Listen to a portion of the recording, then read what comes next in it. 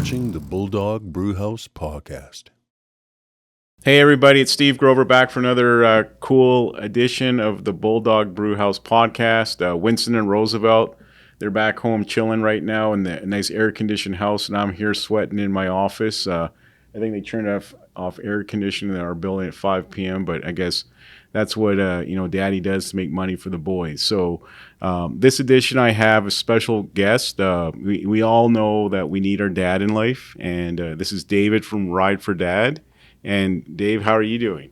I'm doing well, Steve. Yeah, Glad to be here. How was your day today? Busy. Yeah, Real okay. busy. So it looks like you rode down to my office today for How was the ride? It was hot. Yeah, too hot to handle. Yeah, and a little jammed up for traffic. I can tell you that. Okay. Oh, yeah. Well, Calgary's a big city. I mean, it's 1.6 million now. It keeps on growing. Absolutely. Yeah. So I know who you are. I mean, we've talked a lot, and we sponsored Ride for Dad in the past. Yes. Well, I think even this year we gave you a little, maybe a little peanut butter. Not much. There was a little politics going in my office, so we didn't give you the peanut butter and jam sandwich. I think we just gave you like a little swirl of peanut butter. No bread either. No, but I think next year we're going to give you the big bread, okay? There we go. Maybe the loaf will come. But tell everybody, my viewers, about who Dave is and where are you from originally?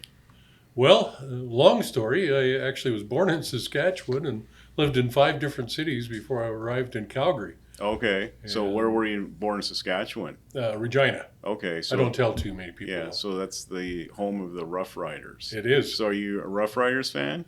Only if Calgary's not in the league. Okay. All right. And how long did you live in Regina for? Oh, year. A year? Yeah. Okay. Year old, I said, let's get out of here. It's too cold in winter. Where did you go from there? Oh, went to Winnipeg. Oh, the Peg? Yeah. Okay. Brantford, Ontario. How long were you in the Peg for? A year. Oh, okay. Yeah. Another year, eh? Yeah. No, actually 2 years. Okay. And you a Blue Bombers fan? Yeah, no. Okay. If the Stamps and the Bombers are playing, then I'm a Stamps fan. Okay. And then you went to Brantford? Brantford, Ontario, yeah. So where exactly is Brantford? Oh, it's the home of Gretzky. Oh, okay. Yeah. Okay. So. Well, I'm not an Oilers fan, so I mean that passes right over my head. Yeah, exactly. I was born and raised a Flames fan when they moved from Atlanta, so. Oh yeah. Unfortunately, they're not a very good team now, but they are getting a new stadium. Thank gosh. After the Saddle. Yeah. But and then after Brantford, where did you go? Then to New York. New York City? New York City. The Big Apple? Yeah. So what were you doing, hanging with Spike Lee at Knicks games? Yeah. No kidding. No? No, I think I was only about 4 when we were okay. My dad was going to college down there. Yeah, oh, okay. Went through architecture. Oh, okay. Pratt.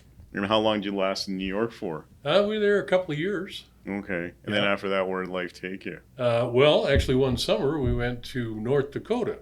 Because my dad had a summer job. Yeah. And so then went back to New York, and then he got a job in Calgary, and that's how I wound up here. Okay. All right. So you've been in Calgary for probably, 20, 30 years now? Or longer than that? Second time around, yeah. Second time around? Grew up here, got out of college, went to Edmonton, lived in Edmonton for 12 years, built up a business, sold it, and then moved back to Calgary, started my business again. Okay. Yeah. And then, so obviously you're a Calgarian now. I am. Living here, planning on probably not moving to Edmonton or Brantford again. Probably not. No. And unless Spike Lee offers you the second seat and his floor tickets to the Knicks, you're probably not going to New York again. Right? Exactly. Okay. Yeah. Are you a Knicks fan at all or no? I'm not a big basketball fan. I'm more of a football guy. Okay. And then obviously, you're a business entrepreneur kind of guy. You give business coaching out to people. And then you're obviously involved in Ride for Dad. Okay. Absolutely. So tell a little bit about Ride for Dad. I mean, what's the history of it, and what's the purpose of it, and when is your annual poker run or your motorcycle event? Ride? Yeah. So Ride for Dad's been around 23 years now. Okay, as old as me, pretty much. Yeah, exactly. Okay. Yeah. So it was around for 23 years. It started by 2 guys. Yeah. Ontario. And they just thought it'd be a good idea to raise some money. Okay. And the focus was prostate cancer because of the experience they had themselves, along with other people they knew. Yeah.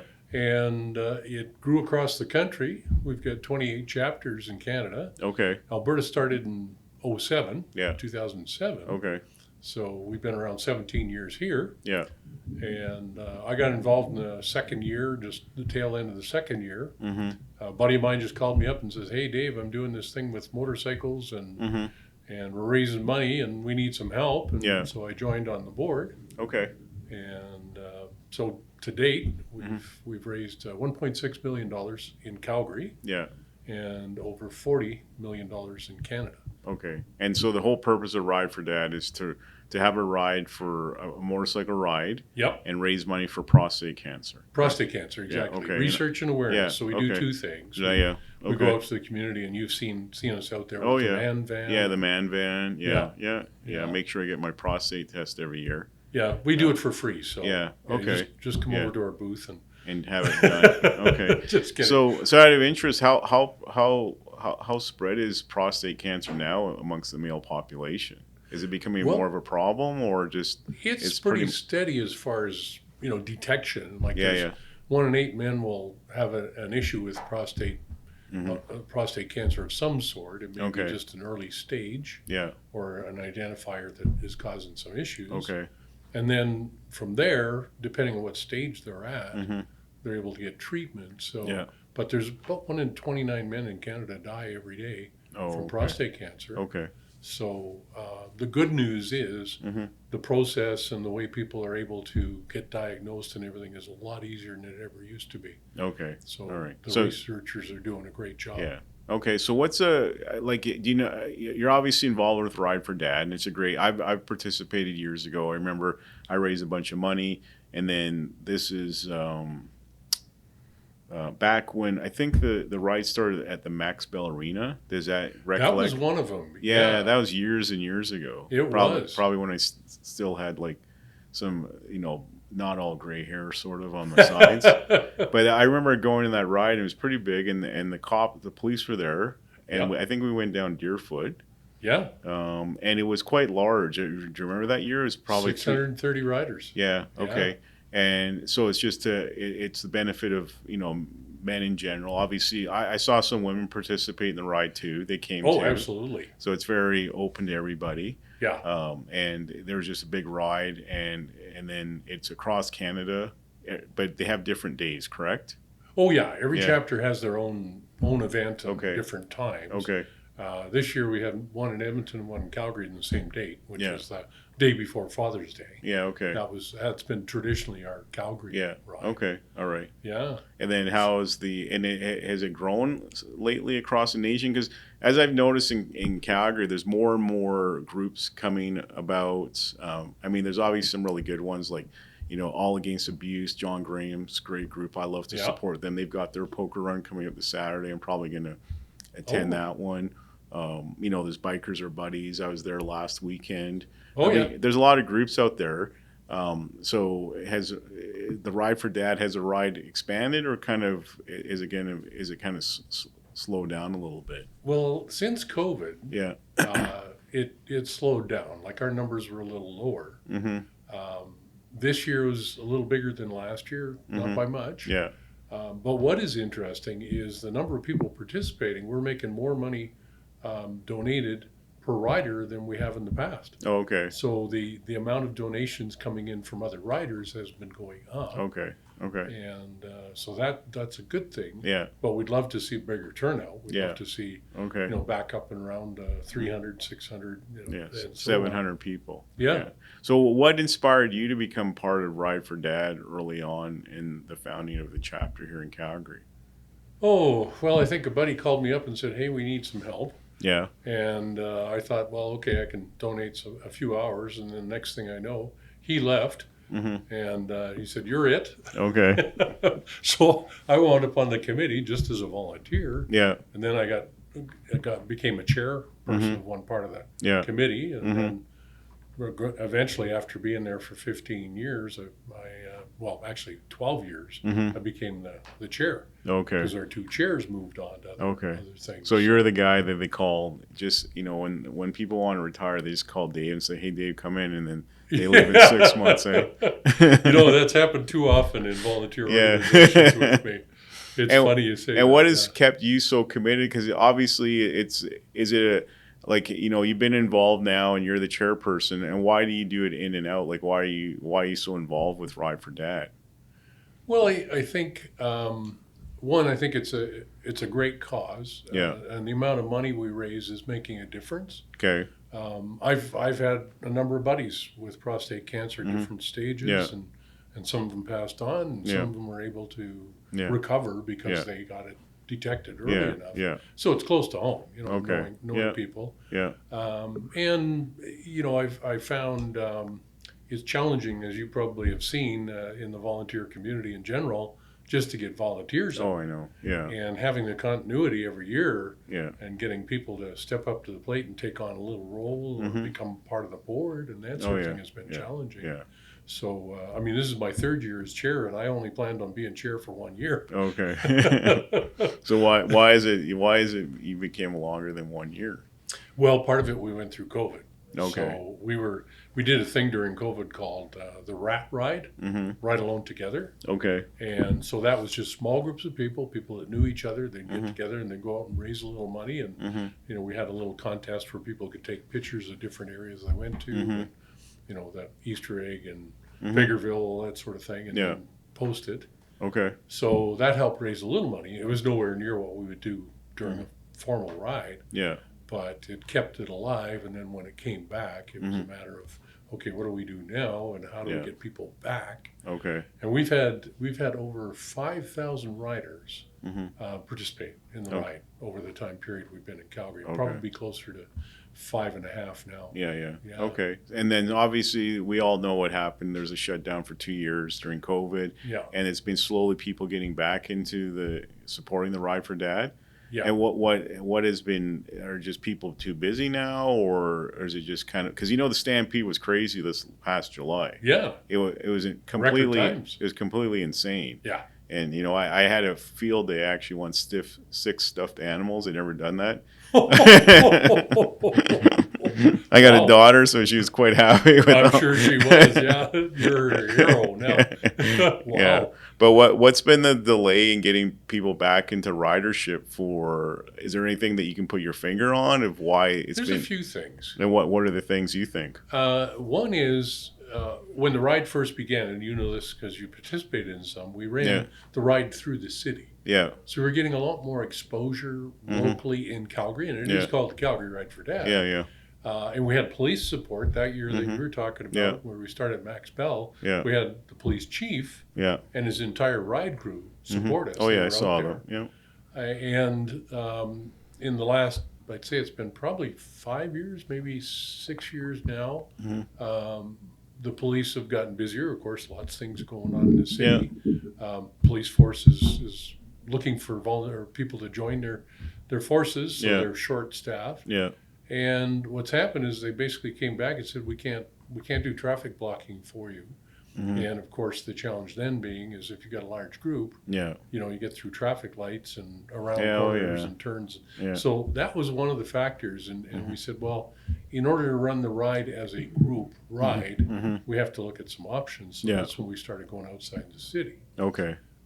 So that was one factor. The second factor, I think, is that the people that participate in rides are getting older. Yeah. So guys older than me, believe it or not, are retiring from riding. Yeah. So we're looking at a new generation coming in. A lot of them are the sport bike riders and the off-road bike riders. Yeah, naked riders are big. I mean, between a sport bike and a naked bike, I take a bike without a fairing by far. The naked bike is more, it's just as fast as a sport bike, and it's got the more comfortable position. So are you finding like the younger generation not willing to participate in the runs sort of, or belong to the groups? Well, I don't think it's so much that. Yeah. I mean, one of the things that we're trying to do now with the ride is get the message out there that as long as your bike is highway worthy, we don't care if it's a trail bike or a sport bike or a bagger or a Harley, or a lot of people have the impression that it's only Harley riders.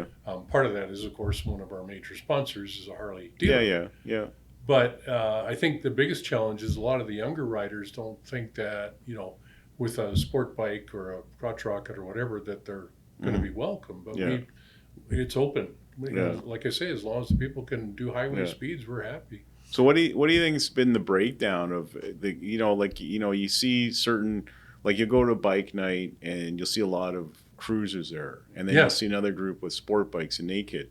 But why has there not been this merging of the groups together? What do you think? You've been riding for quite some time. Oh yeah, I've been riding 15 years now. And, I think, well, you see it at bike nights. You see certain groups of people hang out together. If they're Harley riders, they hang with other Harley riders. If they're well, there's obviously groups like we support in Calgary, like Bing Lang 2.0. It's a big Filipino riding group. They tend to ride a lot of sport bike, naked bikes. And then you've got other groups like, AAA, more of a cruiser kind of group. Bikers or buddies or more cruiser kind of people.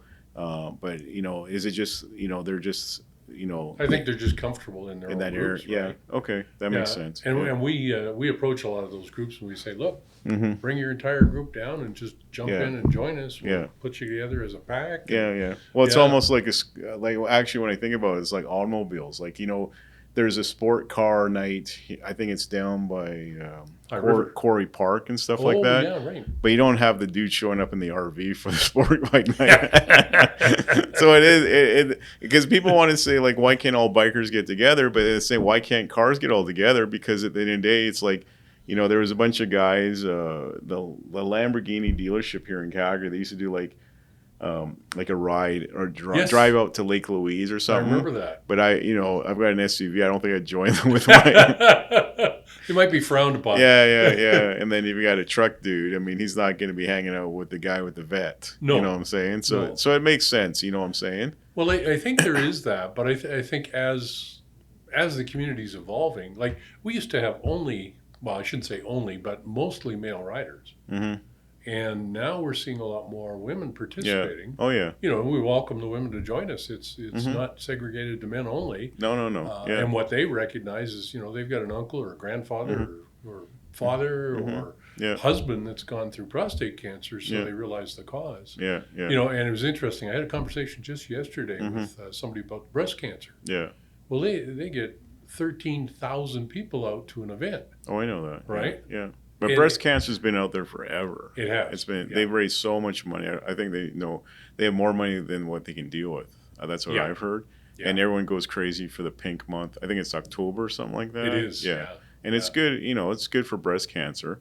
But obviously, prostate's an issue that's come up recently in the last 20, 30 years. It's become more prevalent. And I think two things. One is that in the past, men had prostate cancer. They just shut up and waited until their time was up. Yeah. And, if they were lucky, their doctor would go, hey, I think I figured out what's wrong, and they'll get an operation. Yeah. And it used to be in the old days, and not very long ago, 20 years ago, it was just cut it out and everything's done. Yeah. But now, with all of the options that they have, a lot of times there's very little discomfort. There's very little time period off work or, that sort of thing. Yeah. And recovery time's better. Yeah. So all of those things are important factors as well. Okay. But I think the big thing, I mean, this, you're a guy, I'm a guy. Usually, unless we're missing a limb, we don't say anything, right? Oh, I like to be a drama queen. I don't know if I mean, I grew up with 3 sisters, and then my dad was a doctor. But the problem with dad being a doctor, I mean, you can't get away with anything. You're going to school. Forget about Steve. We've had many fights. Like when I was growing up as a teenager, he was just fed up with me. He just said, "You're going to boarding school now." Oh, you're gone, so you can play them as much as you can, as I don't have to listen to that crap anymore. Because when your dad's a doctor, it's hard to play sick for school. I'm sure. Yeah, exactly. And he was old school. Like unless you got like stage 4 cancer in the ICU, you're still going to school. So don't forget about it, dude. Well, and I mean, growing up as a kid, my dad was kind of old-fashioned too. Oh yeah. I mean, he grew up on a farm. Yeah. With 6 other brothers. Yeah. And I mean, you didn't complain about health. You didn't mention health. It was just assumed that you're going to work in the morning when the rooster crows, sort of thing. Right? Yeah. And I mean, some people gall it and they get through pain and like, and then the generations. People are saying the generations like more of what's that guy name? He's called the $1 trillion man in Scotland. Have you heard of him? Pena? He's an American. Yeah. He's got this whole seminar thing, and he pretty much he shoots from the hip. Like he says, if you're a wimp, like what's your problem? So he calls the new generation the snowflake generation. I don't know if you heard that. I have heard that. Yeah. And he's just too much. Like he's in your face, and he's got this like retreat. You go to Scotland and hang out with him for a week in his castle. It's like, but he's just like too much. Don't be a wimp, and you're bullshitters. And sorry to use that language, but yeah. Well, it is interesting because there is kind of, I think the pendulum's swinging a bit in that we're starting to recognize that the male's role in society is still, although the workforce is changing, it's still primarily you go to work, you do something, you make something out of yourself. And, if you're not feeling well, you just go, too bad, so sad, I got to go to work. Well, at the same time, my family's in Europe right now, and I took the morning off, and I was like, okay, this is nice being at home. I was chilling out with with Winston and Roosevelt, the 2 dogs. Oh yeah. And then I just, I'm going to work. I went to my man cave. I can't play my pinball machine for the millionth time. And baseball. How much baseball recaps can you watch for the night before and stuff like that? Oh sure. Yeah. And Netflix. I mean, there's some good shows on Netflix. Like now, I'm watching Ghost Wars. Have you seen that one? No. Yeah, it's with Kim Coates, the guy from SOA, Son of Anarchy. Oh, okay. Yeah. You should watch it. It's 13 episodes, and he's actually from Canada. I don't know if you knew that. No. Yeah. He was born in Saskatoon. Oh, for God's sake. And so he lives in Kelowna. So I think next week we're going out. We're sponsoring the Kelowna Harley-Davidson run for Brothers and Sisters Foundation. I think that is. Nice. So I'm flying out for the day just to meet Kim Coates. Hopefully he'll let me touch his mustache. Now, which character was he in Sons of Anarchy? Oh, I know the name, but I don't know what his character was. He was just one of those badass dudes. Yeah, well, there's a few of them. Well, Ron Perlman was a classic dude. Oh yeah, remember him? Oh yeah. Well, he was the dad. Adopted father. Yeah. Actually. And then there's who's that young, good-looking guy that everyone goes crazy about, the blonde kid? Yeah. He's been at a few shows. Actually. Yeah. He's traveling around. But he was one of those SOA riders, and now he's doing Ghost Wars. It's filmed out of Alaska, which is kind of interesting. Oh. So when I see him next weekend, I want to ask him about Alaska, because one of my bucket list things, I want to go to Juneau and ski in the ski hills there. Oh, okay. It'd be kind of cool. Yeah. Yeah, up in Alaska. So yeah. So yeah, but we got off topic a little bit. So here's a funny thing. Yeah. Just a little bit of kind of a side note on Sons of Anarchy. Yeah. I thought, these guys are pretty good riders and all that sort of stuff. And then I saw a picture of the lead character. Yeah. He's sitting on a prop. Yeah. And I'm going, okay, that's cheating. Yeah. They have him on a trailer and the truck's pulling. Yeah, exactly. Yeah. I went, no. Well, they probably know how to ride, but. Yeah. I guess they're not like Tom Cruise. He does his own stunts and rides those BMW motorcycles. Oh, yeah. Without a helmet on. I think he's crazy. Oh. Well, some of those stunts are crazy. Yeah, exactly. So, have you researched the background medicine about prostate cancer a little bit? So, what are the factors that would lead a gentleman to have prostate cancer? Is there anything like obesity or diabetes or bad diet? Like, is there diet is a factor? Okay. Yeah, diet is a factor. Also, physical exercise, I think, is if you're doing physical exercise, you have a better chance of not getting it, having it onset. But a lot of it is genetic. Okay. So if your father or your uncle or your grandfather had it, then it may pass on to your generation. That's part of it. Yeah. Also, there are other diseases that can influence whether prostate cancer is going to be a factor or not. All right. But here's what's interesting. Recently, the research they've done is they think that there's a protein gene that is an indicator that the onset of prostate cancer, so they may be able to detect it before it actually becomes prostate cancer. Oh, okay. So that's the latest research that we're funding right now Okay. with some of the doctors, and there's research centers all across Canada. Yeah. There's also now an organization that's been doing research into the possibility of drug treatment. So they're just literally taking a pill for the problem. And then we're hoping that'll. And for a man out there, I mean, what are the common symptoms? Maybe you should go see your doctor if you're having these symptoms. Or is there stuff that you think? What are the flags that you know of? One is obviously discomfort in that area. Yeah. Okay. So, unless you got need in the groin. Yeah. Exactly. Well, no, it's more rectal. Than I know. I'm just joking. Yeah. But yeah, if you get need in the groin, yeah. Another one is things like difficulty urinating. Yeah. So isn't it kind of a burning sensation? Is that or just urinate in general? I think it's just, well, it can be both, but Yeah. in most cases it's just the difficulty. Okay. Because what happens is the prostate enlarges and it blocks off the urinary tract. Oh, okay. So that can be one. Yeah. Another one is, of course, just general problems with, erectile function. Yeah. So that could be an indicator. Okay. So there's a few of those, and sometimes it can be indicators in other organs. Okay. So like the bladder. Yeah.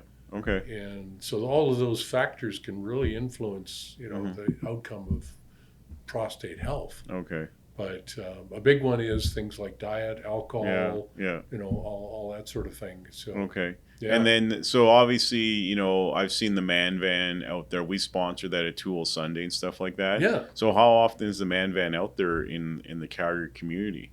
Well, they travel all over Canada, all over Western Canada. Yeah. In Alberta mostly. Yeah. And so depends on what's scheduled.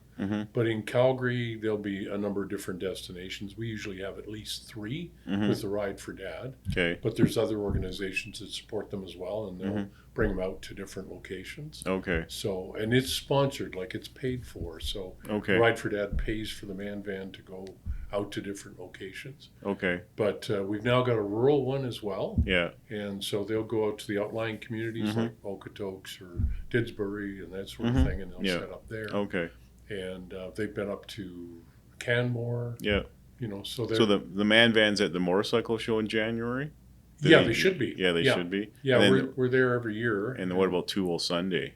And they were at Two Wheel Sunday this year. All And right. last year, I think the previous year it got canceled, if I remember right, because it poured poured buckets. Yeah, I remember that. Yeah. Lilac Festival went good, but the Two Wheel Sunday was canceled. Yeah. And then, so the man van, so any man can just approach the van and do the test for free? Absolutely. And who's funding that? Where's the money coming from? Because Well, obviously it comes from groups like ours. So we're not the only one that funds them, but Ride for Dad does fund them. Okay. And we look for corporate sponsorships. People like yourself. Yeah, we've sponsored it before. Yeah. Grover Law Firm. Exactly. Yeah. Okay. And so the idea being that if a community wants it, if they can raise the money to bring the man van out and there's a schedule opening, then they can bring it out. So how often should someone say, what's the standard age that you should be started getting testing for prostate cancer? I'd say over 45. Okay, over 40. Depending on your own health. Like if you've got some other health issues, it might be good to do it earlier. Okay, all right. But generally they say 45 and 45 to 50. Yeah, and get a test once a year. Once a year. Yeah. Okay, and even past 50, do it every year. Oh yeah, okay. Every year. Yeah, okay. That's why we have the man van on site at our events too. Is that when they're riding or whatever, we just say it'll take you 10 minutes, go in there and get your blood test. And yeah. And is the risk to get prostate cancer increasing as a gentleman gets older? Absolutely. Okay, so 50s and then 60s, 70s, and 80s. Okay, so every year you should get that free test no matter what. Yeah, for sure. All right. Yeah, and they'll usually find indicators, so if you're, it's called PSA level. Yeah, I know. I've done the test before. Yeah. And I always worry when it opens. Oh, it's so low. Good. I keep it. Exactly. Yeah, but I haven't had it. It's been a while since I've had it. So the next time the man van's around, I should probably just walk in and get my blood test. Yes, you should. Before, I just hope I don't pass out when they put the needle in. It's funny you say that. I remember it was Two-Wheel Sunday. Yeah. It was a big, tall guy who was about 6'4", and he had his little blonde wife that was about 5'0" beside him. Yeah. And I said, you should really get your PSA checked. Yeah. Your prostate checked every year, right? And he kind of looked at me. You could see the color draining out of his face. And I'm going, okay. And I said, like, don't worry, they have small hands. Yeah. And the color drained out a little further. Yeah. So and then his wife jabs him in the ribs and she says, come on, you big sissy, get in there. If I can do a breast exam, you can do a prostate exam. Yeah, okay. And then I said to the guy, don't worry, it's just a blood test. Yeah. Well, she just bust up laughing. Oh, okay. Did he survive or he passed out? Oh, no. Blood returned to his face. He went, okay, I can do that. Okay. So obviously when you're talking about prostate cancer, we live in Calgary. I think the hitman Hart, was he affected by prostate cancer? Well, his brother was. Yeah, okay. Yeah, I think it was his older brother, if I remember right. Yeah, okay. Yeah. Okay. Owen?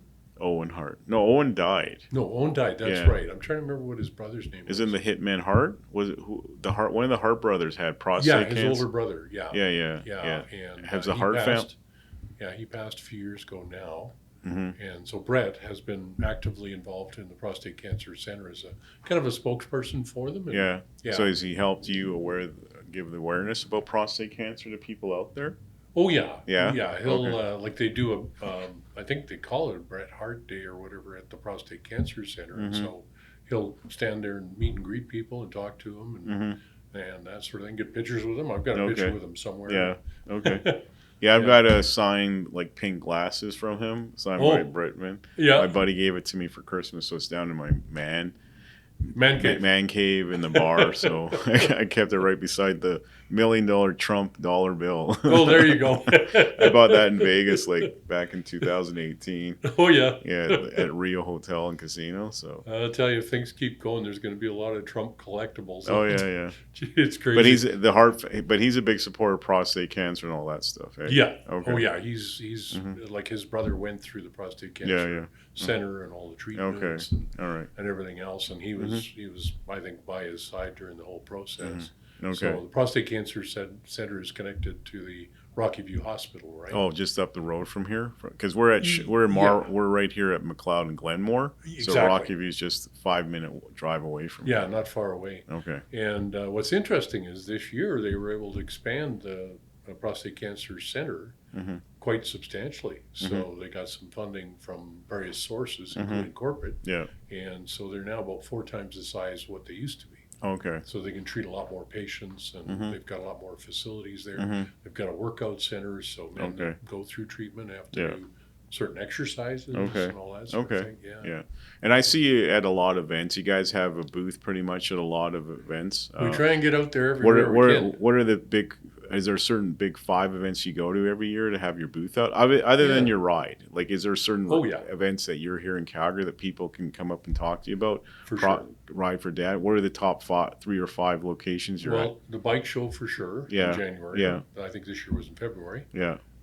We were at World of Wheels. Yeah, that's a popular one. I like that one. It's fun because it's just kind of cool to Old go there. cars And people are pretty chill, and there's funky cars and there's big trucks, and there's just a different kind of clientele there, and it's fun to talk to people there, and it's a cheap one to have a booth at too.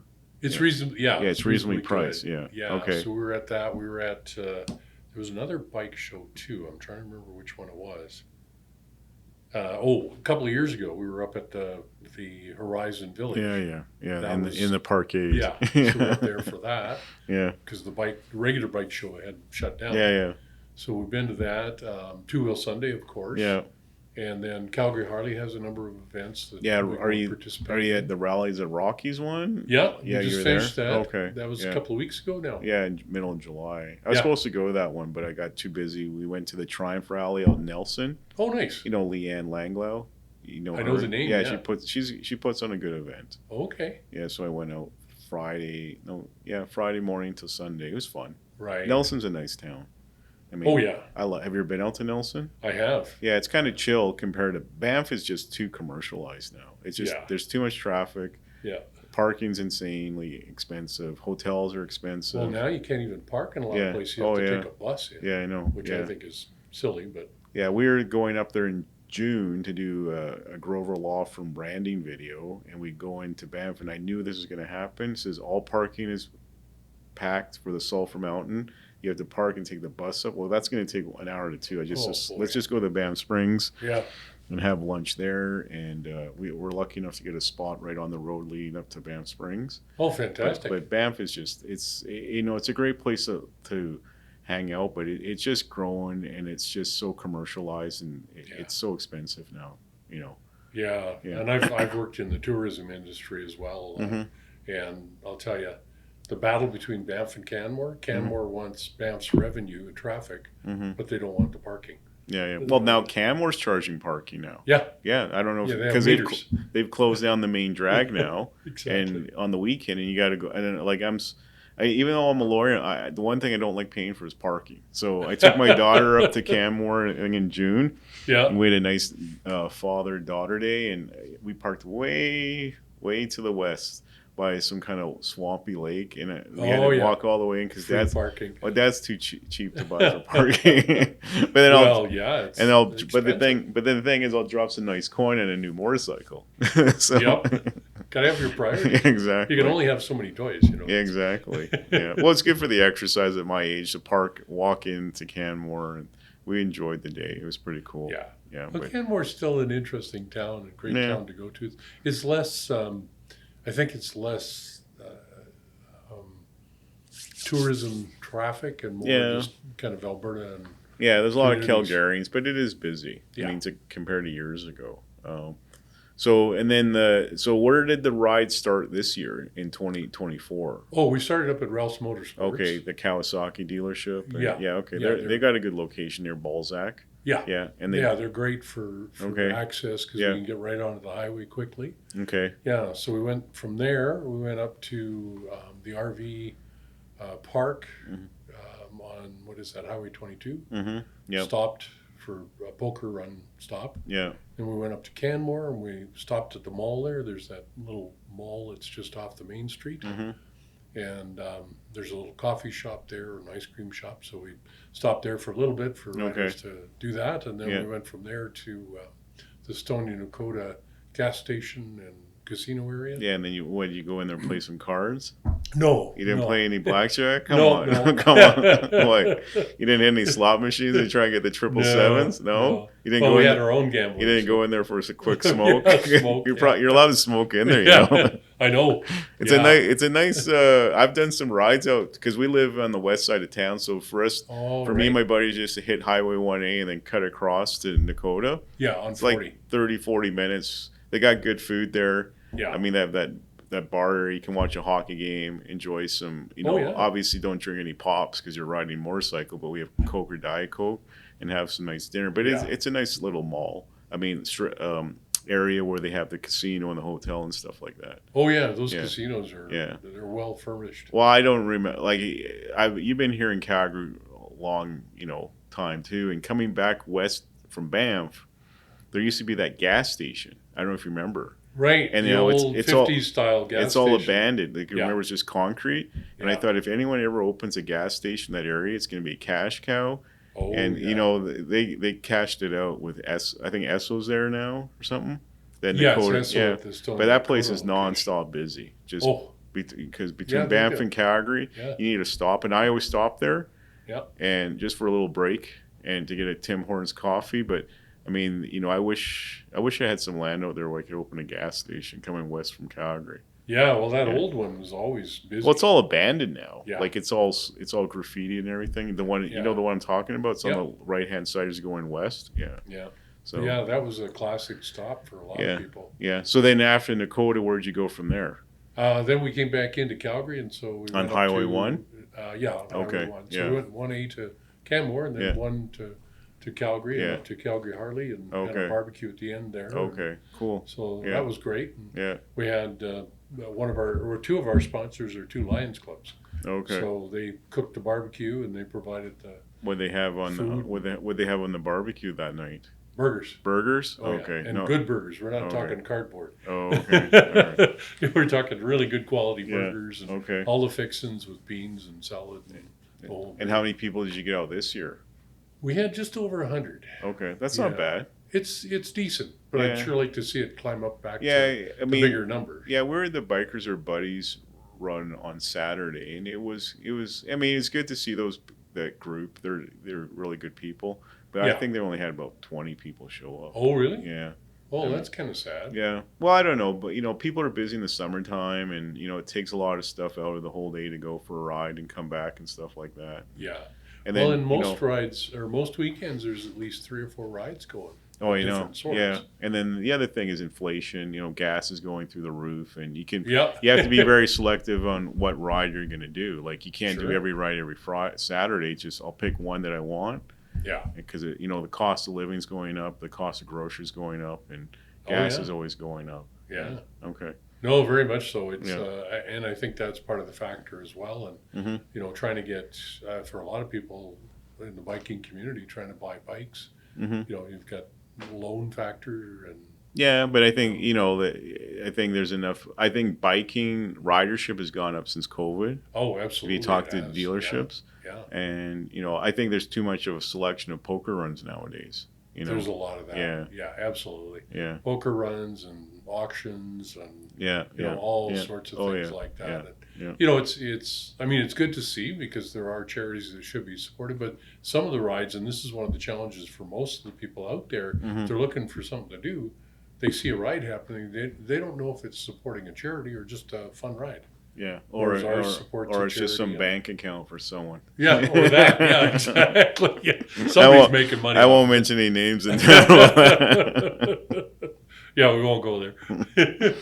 But I think it's good people are participating in rides. Yeah. And one of the things, like we worked with Two Cool Motorcycles. Oh yeah. Trevor's a good friend of mine. Yeah. Him and I get along because I mean the one thing I always gear up because I'm never gonna just ride without my stuff on. Oh no. And that's the thing that Trevor and I mean I respect it. My dad was a surgeon. I mean, he saw trauma. It's not nice to see people. And I've had a lot of clients lose, legs, limbs, and arms, and it's not good. I mean, and plus, the biggest organ on your body is your skin. Definitely, make sure you have your jacket on because your whole arm could be just peeled right off. Oh, yeah. Yeah. So, I see guys riding around in flip-flops and tank tops and shorts, and I'm thinking, that's an accident waiting to happen. Oh, exactly. And you never know when an accident's going to happen, Yeah.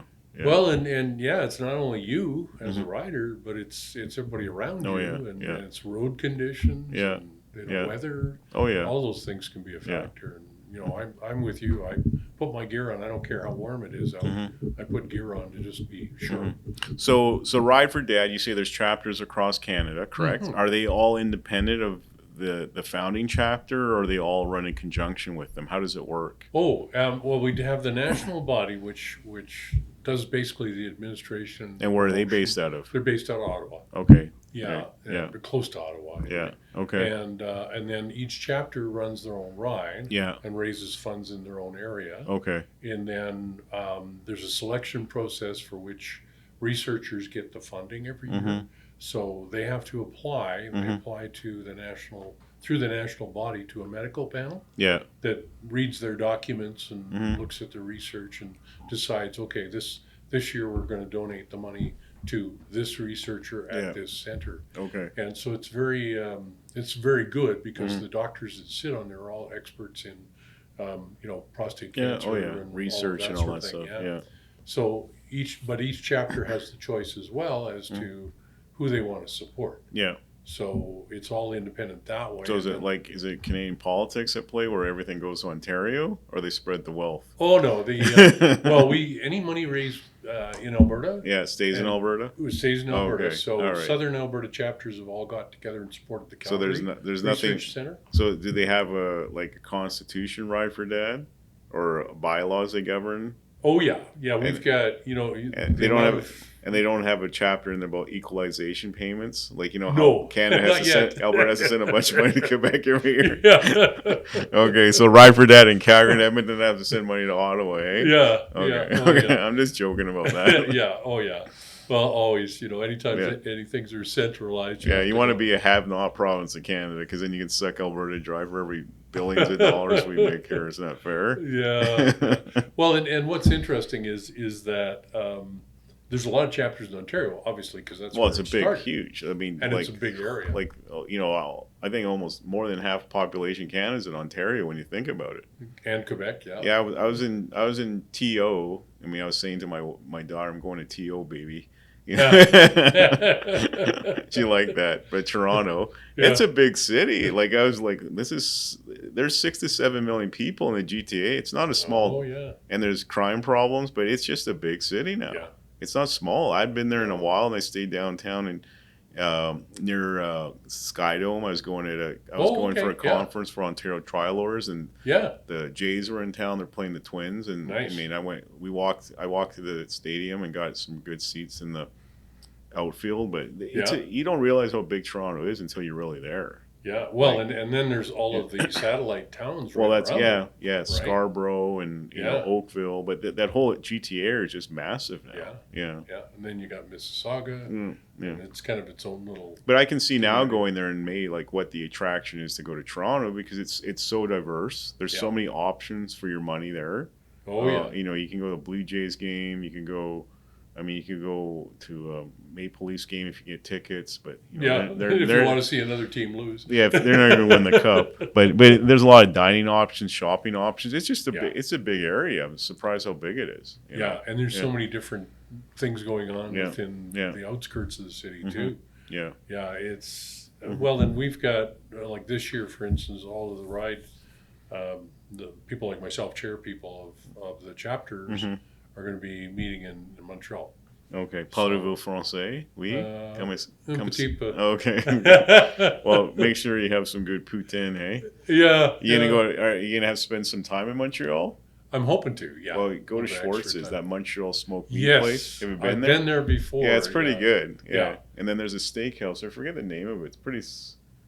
It'll come to me, but I forget it. But well, send it to me because I'll look it up. I've got a good buddy. He was born and raised in Montreal. He went to medical school at McGill. He's a foodie. So we went there. It's a pretty good steakhouse in Montreal. It kind of surprised me, but it is kind of quite the cosmopolitan city, Montreal. Oh yeah, they've got lots of nice little and coffee shops and restaurants. Yeah, and there's old money there. And very cultured city. Yeah. And old Montreal is interesting. Yeah, I don't know exactly. If you It's beautiful down there. Yeah, it's gorgeous. And then at the end of the day, I mean, so Ride for Dad it's a full-fledged charity. Is that okay? So it's not a non-for-profit that's not registered. You guys have all your accounting requirements and your reporting requirements. Yeah, full financial. You got to keep all your receipts for everything. Okay, you're accountable. Yeah. Okay. Which is good. They're a nationally registered charity. Yeah, but that's good for people to know because obviously, I mean, there's everyone like you know, unfortunately, there's a lot of people popping up with groups that are not charities or non-for-profits and they don't keep receipts, and you know, nowadays it's just sometimes it's just a cash cow. Like some person comes up with this new idea, it's like, okay, well, where's the money going? You know, are they putting it in their own pocket or are they actually supporting a worthwhile cause? But it's a national charity. Obviously, if people donate to the charity, it's going to go to a good cause. Absolutely. Okay. And 100% of what's raised goes to research and awareness. So okay. All right. We each year we determine the split of funds, and so this year, for instance, we donated $45,000 for the research center here. Oh, okay, that's good. So And what do you think? So right now, what are you riding for a motorcycle? I've actually got a BMW. K1200 LT. Yeah. Well, that's a nice bike. Yeah. Yeah, you like it? It's good. It's a little top heavy, though, I have to say. But I mean, what appealed you to a BMW? Because there's so much selection of bikes out there. There's Harleys. I mean, obviously, you go to Calgary Harley for Ride for Dad. Yeah. And Blackfoot's got a huge, well, it's called Barnes now, sorry. Yeah. Barnes Blackfoot. Blended the two together, And there's a big selection of bikes there. So what appealed you to BMW of all the bikes out there? Well, I shopped around and just happened to be at Calgary City Cycle, and they had the BMW there. And well, they're not a dealership for BMW. No, they sell Indians, KTM, and Aprilia. Harley, and I mean they sell a lot, and they've got an electric bike there and that sort of thing. But I know Dave Anderson. I bought some bikes off him. Oh, okay. He's a good sales guy. I like him. He's funny to deal with. But I know they have the Indian license dealership. They have do they? They have a KTM one. They have Aprilia. Oh, and now this, you're talking Calgary City Cycle? Down on just off McLeod there at 42nd? No, where Calgary Cycle Works? Calgary Cycle Works is that's up in the northeast. No, I bought it at Calgary City Cycle. Oh, okay. Yeah. Oh, Brent and Nick and the boys. So, there's so many Calgary CCC. I know. No, those are guys. Those are good guys. Yeah. Brent and Nick, and they had one there, eh? Yeah. Yeah, I got to apologize to those guys because we do a bike night with them every month. So. Okay. Yeah. But they're good guys, and they actually just got the Buell dealership for Canada. Did they? For Western Canada, Okay, that's news. Well, I didn't know that. Yeah, we had our bike night July 25th, and they had some demo rides. I saw that. Yeah. So it was well attended. Like we had over 100 people show up. Yeah. Wow. Yeah. In that little parking lot? It's a big parking lot in the back. Oh, they moved. Yeah, they moved off 50th. Yeah. And the Oriental Phoenix place, and they're back of the building. They're the LRT tracks. They have that huge parking lot in the back, and it's pretty good. Yeah. Because when I was down there and bought my bike, they were on First Street Southeast. That was the old location. Yeah, that was the old location. So they had something in there, and you liked it, eh? Yeah, well, I had test rode a number of different bikes, and I just went down there and I thought, well, I've never ridden a BMW. I'll take it out for a spin. And, it was in the right price range too. Okay, and it's been a good bike choice for you. Yeah, it's reliable. Been good. Well, German stuff's reliable, anyways. Yeah. Okay. It's pretty bulletproof, Okay. It had decent, like it had a little bit of mileage on it, but it was. Yeah, but it is what it is. Yeah. So, and then what is sort of your dream bike that you like? If say like I always go to the Shell near my area. Oh yeah. And I fill up and I see the $70 million Super Lotto. So say you won the $70 million. I think some guy this year won one. I think he was a landscaper in Calgary. Oh really? Yeah. But what if you won the lotto? What's your dream motorcycle? The one motorcycle you buy? I'm kind of torn. I like the Honda Goldwings. The new ones? Yeah. Well, I kind of like the old ones for the big more storage space. Yeah, the big. But I like the new ones as far as the design. Yeah. Okay. But they look pretty compact. They look pretty slick now, eh? Yeah. So I like those. And what else would you consider? I like the Harley Street Glide, with the shark nose. Oh, yeah. That's a nice bike. Well, that's... No, the Road Glide. Road Glide, yes. Yeah, I always get those two mixed up. So are you going to show up at our bike night? Yep. When? Next week? I think so. Because, we have a Road Glide 2024 where you can enter the raffle for free. Raffle for free. Perfect. Enter for free. Yeah. It's a 2024 Road Glide. It's got the new 12-inch screen because it went away from the analog this year. Yeah. And it's shark blue, which is good for a law firm to give away shark blue color. It's a beautiful bike. So are you going to be there next Thursday? Yeah, planning to. At Big Sky? Yeah. Okay, cool. I'll have to put 10 or 20 tickets in there. Yeah, it's free too. I don't want any money, okay? I think I saw that one because it was at that barbecue you had, Stampede Barbecue. Yeah, that's when we revealed it. Yeah, and then we have the other bike, the V2 Troy Bayliss Panigale Ducati. Ducati, yeah. Yeah, I don't think you're not a sport guy, are you? No. I'd be dangerous on a sport bike because I'd probably crank it up too high. All right, so Road Glide. So your choice would be the Road Glide or the Goldwing. Okay. We're trying to think of any others that I've looked at. There's somebody like the Indian now. The Chieftain's a nice bike. Yeah. They've got some pretty good models with that. And what about rides? Any rides you dream of going on? Like, say you got your Goldwing and you're going to go like take a month off and just ride. Where would you ride? Anywhere in the world. Oh, anywhere in the world. Wow. Well, you got $70 million now. Like you can go anywhere. You can ship it anywhere. Yeah, I think I'd explore. South. Head down into the States because riding season's a little longer and the weather's a little better in some areas. Might go over to Europe. I've driven cars on the Autobahn. Yeah. I don't know if I'd want to ride a bike on the Autobahn because some of them get going pretty fast. But there's some beautiful roads all the way through from, France to Italy. And even up to Norway. I don't know if you know. I've got some friends in Oslo, and they told me to come over and just ride the coast way up to the north and come back. And the summertime, it's beautiful up there. I heard that too. There was a guy actually, the BMW club here in Calgary. Yeah. He just came back from doing a 3-month tour of Europe. Oh, okay. So I haven't heard all of his adventures, but that was one of the trips he took was to Norway. Yeah. One, he also took one down to the Netherlands, I think. So maybe you should buy him a cup of coffee and pick his brain on the next trip you're going to go. Yeah. Okay. Although he did talk about the fact that, like if you're taking a bike overseas, it's rather expensive to transport it. Well, WestJet can do it I heard they can do it not for a bad price, really. If you fly WestJet, yeah. Yeah. So, and then you've got, in some countries, you've got like it's not an import fee, it's some sort of a fee for bringing a vehicle into the country. Oh, yeah. A VAT to collect more tax from you. As if we don't have enough tax in life to pay. Yeah. Well, and now, of course, since the EU is not together, every country has their own rules again. Yeah. But exactly. he was talking about the fact that he's going over to, I think, New Zealand. And he's going to buy a bike over there, ride it for several months, and then sell it back to the dealership. Probably cheaper to do it that way. Yeah, and he'll lose some money, but at least it's cheaper to buy it and then take the hit. Well, it was cheaper than renting, and it was cheaper than trying to transport his own bike over. Okay. But there's lots of options out there for bikes, and if I won the $70 million, I probably have a bunch of them like you. Yeah. No, I gotta get rid of bikes. It's just ridiculous. And then obviously we talked a little about sports. I mean, are you a sports fan at all? Oh yeah. What's your favorite sport to watch? Football. Yeah, CFL. I played for 10 years. Okay. Myself. So. CFL or NFL? I like CFL just because it's Canadian, of course. You got to support Canadian sports. Who's your favorite team?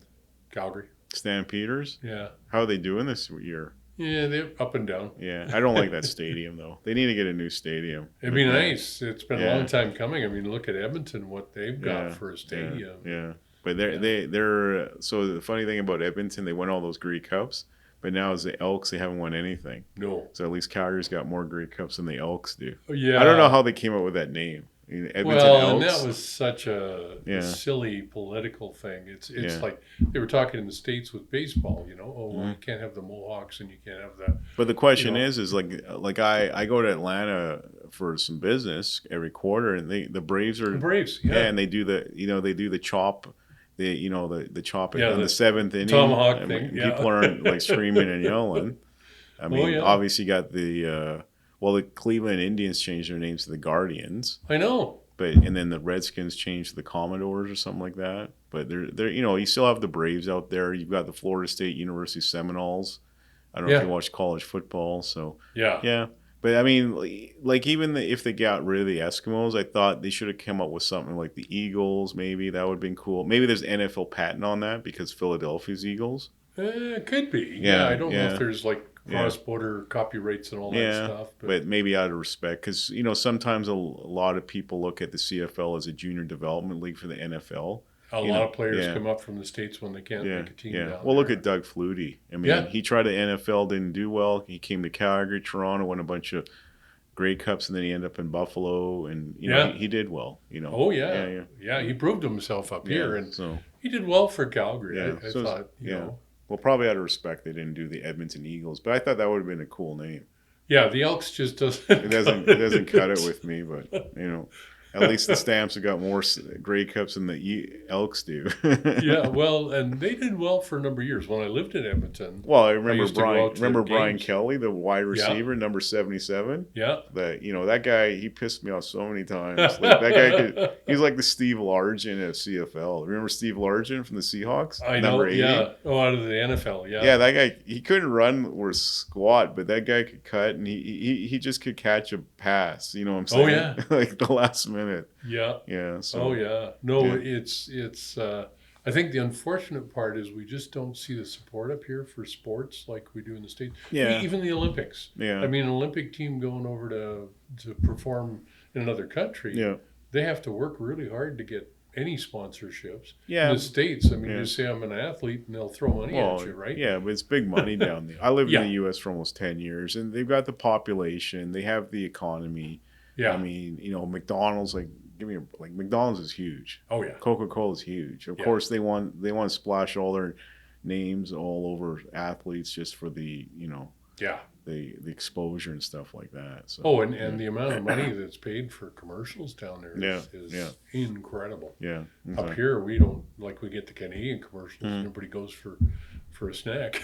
Well, McCain's pizza. Yeah, Or exactly. McCain's curly fries. Yeah, it's sad. I mean, we don't have the population. Well, that's it. You take Saskatchewan, their seats are sold out for the whole season, right? Yeah, but like, honestly, What else I'm do going they to tell do? you the truth. If Calgary had like a 30 to 40,000 dome stadium, I'd probably go with a game. Yeah. Like, honestly, it's just I love the Stamps. I've been a Stamps fan my whole life. I remember going to games with my dad. I used to go years ago.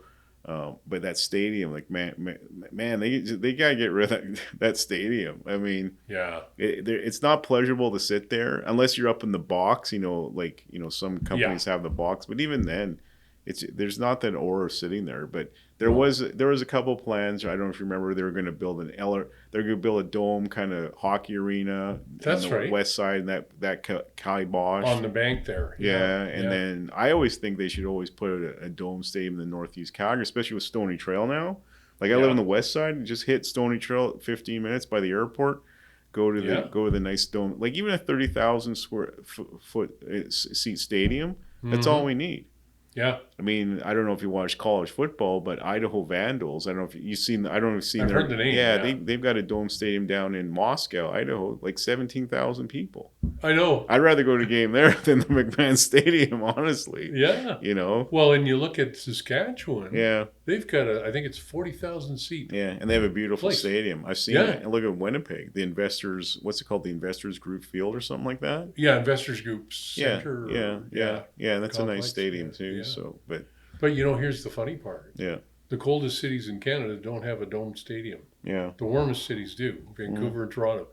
Yeah. Well, Vancouver's Vancouver. We all know all that. Oh, yeah. They've got a nice stadium because they can close it off. But then the Argonauts, they've left Sky Dome and they're at the BMO Center out near the airport, sort of, where the football, the soccer team is. Yeah. So, yeah. Okay. Yeah, no, it's like I say, it's just too bad we don't see more support. Yeah. I mean, from a sponsorship and a fan's perspective. Well, they need a new stadium. That's football. it. Yeah, that's I think that would make a difference. That would make a huge difference. Okay. Any further plans for the summer at all? I know it's coming up short. The season's probably ending next 3 weeks or so. Any plans coming up at all or no? Yeah, still going to try and get out to some events and jump in on a few rides. We've got. You gonna go? Any rides you're gonna do on before now and the end of the month? Well, we've got the Red Deer group for Ride for Dad's doing one on Saturday. Yeah, this coming Saturday. Is that at Gasoline Alley or somewhere else? They start out at the Honda dealership there. Yeah. Turple Brothers. Yeah. So they'll start out there and then they'll do a 3-hour ride around the rural country and then wind up back in Red Deer for barbecue at the end. And where at? I've forgotten the name of the place they're doing the barbecue. Not Gasoline Alley? No. It's at a kind of a community center. Oh, okay. All right. But they'll start out, I think kickstands are up at 9:30 at Turple Brothers. Okay. And then they'll go from there and do their route out and around. And okay. People can go on, like if people are listening to this and they want to check it out, they can go online and look up Ride for Dad and then Red Deer chapter. Yeah. And it'll have the route on there, registration. Okay. And what's registration? I think it's $40. $40. Okay. Yeah. And that includes breakfast and barbecue. Dinner. Any other plans for the rest of summer at all, or just there's a few other rides I'm checking out, just to see if I can get out to, and of course bike nights if I can make it out to those more often. We'll come to our bike nights. Best. We had a review. It's the best they've ever been to. So just hope to see you August 22nd. You bet. And then I hope you enjoy the rest of your summer, and we'll keep in touch, too. And we'll go from there. Okay. You bet. All right. Well, all the best to you and Ride for Dad. It's a great Steve. charity, and we look forward to continue our support for you and Ride for Dad going forward. Okay. Absolutely. All right. Great. Well, thanks everybody. Thank you for tuning in for this other episode of the Bulldog Brewhouse Podcast. Just remember, Ride for Dad's out there. Prostate cancer is a big issue out there, so get out there and support a reputable charity like Ride for Dad, and hopefully we'll see you out there in Red Deer on August 17th, starting up at kickstands up at 9:30. Okay. Hopefully you'll see Dave out there, and everyone have a great week. And until next time, take care. Bye-bye.